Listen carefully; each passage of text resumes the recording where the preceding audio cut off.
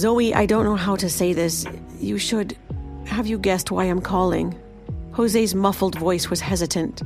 Every word he said was like a sharp blade slicing Zoey's chest, causing her pain. Tears were welling up in her eyes, but she tilted her head back, forcing herself not to cry. The sound was very obvious. Please, just tell me the truth. How is he? When Zoey asked her question, her tears gushed out like a flood. Zoey, right now, I'm standing in the phone booth where Dr. Dexter calls you every day. Jose's voice on the other end of the line was choked with sobs, and he had to pause before continuing. Every night, as soon as he finished his last operation, Dr. Dexter would immediately leave to call you. He wouldn't even stop to eat. He'd walk for nearly 2 hours to this phone booth so he could tell you he was safe. Several times at 2 a.m, I would see him sitting in our tent eating a cold can of tuna fish and crackers. I asked him why he didn't call you after dinner, but he told me he couldn't wait that long. Jose's voice grew hoarser. 6 days ago, after he called you, there was a 5.1 aftershock. Since then, we haven't seen Dr. Dexter again. While Jose spoke, Zoey slid down to her knees beside the supermarket shelves with her cell phone in her hand. She covered her mouth and sobbed, ignoring the looks of everyone around her. She had never known that for his phone call every night, Blaine would have to walk back and forth for hours in the dark, devastated streets. He hadn't even cared if he ate or slept, and now, because of her, Blaine was missing. Zoey put her hand into her mouth and bit down hard. She wanted to use the pain between her fingers to numb the pain in her heart. Zoey, I'm not telling you this to make you blame yourself or to make you feel guilty. I just want to finish this for Dr. Dexter. He wouldn't want you to think he'd forgotten about you. Jose then went silent. Zoey knew that a grown man was crying on the other end of the phone. Finally, Jose spoke again. We are already doing our best to search for him. If we don't find Dr. Dexter, it means he is still alive. Don't give up hope, Zoey.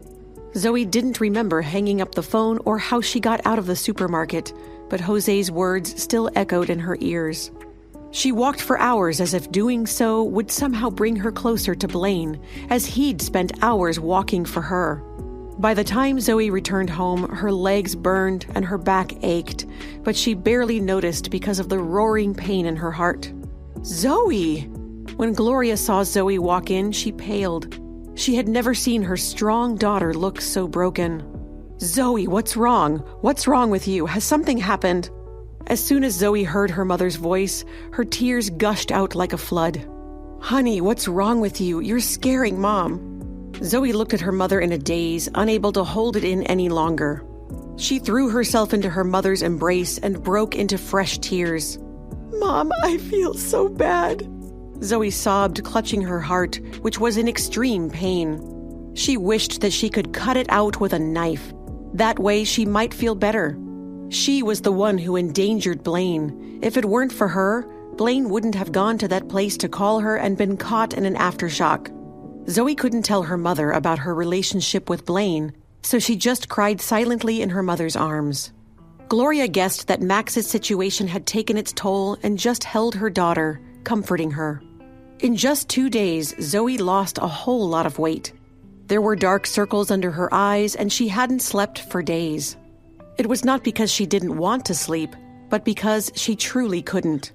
She would have loved to fall asleep and forget this waking nightmare, but she was terrified she'd miss a call. Zoey kept the phone in her hand day and night. When Zoey heard the news of Blaine's disappearance, her first thought was to fly to Mexico City and search for him herself. She would find him no matter what. She'd even gone so far as to check the limited flights available. But she realized this was foolish. She needed to stay in Phoenix and look after their son. Zoey had to trust in Jose and the rescue teams that they were doing everything they could to find Blaine. It had been a week, and Zoey had heard nothing. She was about to get off work when she suddenly received word that the St. Mary's team had returned from Mexico City. When Zoey heard the news, she didn't even take the time to pack up her things. She just grabbed her bag and ran out of her office without even saying goodbye to her colleagues. As soon as Zoey arrived at the hospital, she saw a white bus with the emblem of a charity organization parked in the hospital's circular front driveway. Zoey stood at a distance and frantically scanned the group of doctors, grabbing their bags and greeting loved ones. But Blaine wasn't among them. Blaine hadn't come home. The wind blew past Zoey's face, and her eyes blurred with tears. She felt as if she was drowning as she watched the crowd of smiling faces greeting one another. Zoey didn't dare to step forward and ask about Blaine. She just stood there dumbly, not moving at all. She kept imagining seeing Blaine's smiling face among the crowd. She didn't dare to think how she might never see his handsome face again. The phone in Zoey's hand vibrated with a new message. Lowering her head, she wiped her tears to read the message on her phone. When she read the text, Zoey was stunned for a long moment. Then she took off running. Zoey didn't even take the time to get her car out of the hospital's parking lot. Instead, she grabbed a taxi waiting out in front of the hospital. In the taxi, Zoey read the text message over and over.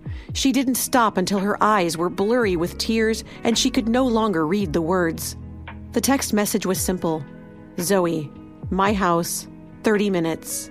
The message was from Blaine. His number, his domineering tone. He had returned. He really came back. Zoey was convinced that the taxi she was in was the slowest in existence. When they reached Blaine's building, she was halfway out the door of the cab before it even came to a full stop. She hurriedly handed the driver a 20 and bolted out of the car, not caring to wait for her change. When the elevator doors opened and Zoey saw the familiar tall and handsome figure in front of her, Zoey's eyes instantly became wet. Blaine leaned against the elevator door's frame, curled his lips, and smiled lazily at her. Then, before Zoey had time to react or say anything, she suddenly felt something tighten around her waist as a powerful arm pulled her into a firm chest. Blaine was home. Hi, Zoey here. If you are wondering what happens next, then download the Pocket FM app and listen to the exciting episodes of Rekindled Heartache now.